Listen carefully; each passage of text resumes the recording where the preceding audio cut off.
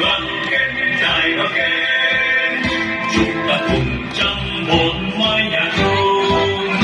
đoàn kết trong mặt trận tổ quốc, vai sát vai chúng ta xây đẹp nước con người,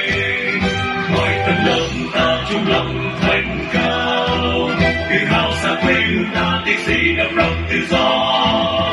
hiền nghĩa xã hội vượt lên phía trước, những muôn liên hoa dâng trào bên nhau,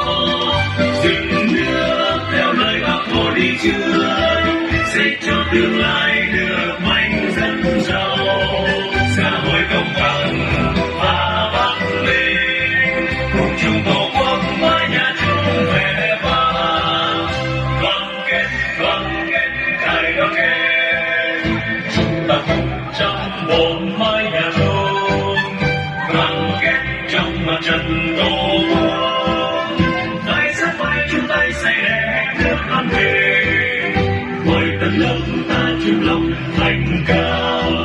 tự hào xa quê hương ta tiếc gì độc lập tự do,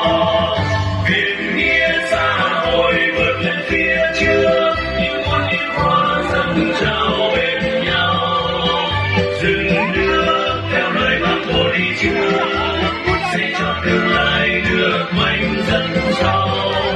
xã hội công bằng và văn minh, cùng chung tổ quốc mãi nhật. Không, Hãy subscribe cho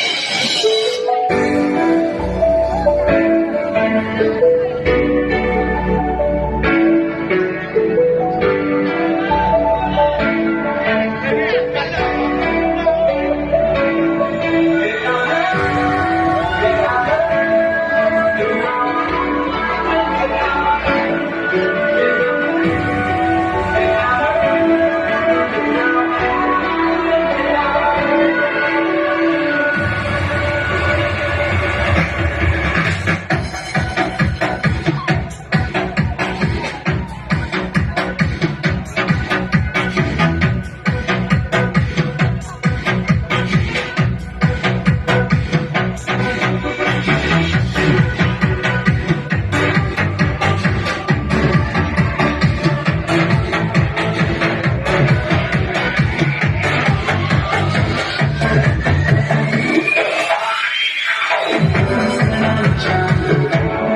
Ghiền Mì Gõ để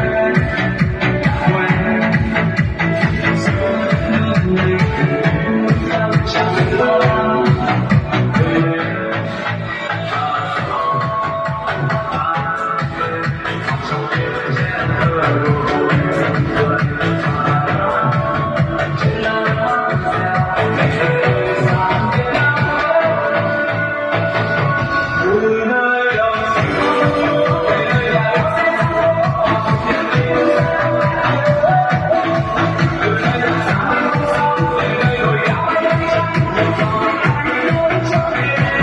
những video hấp dẫn.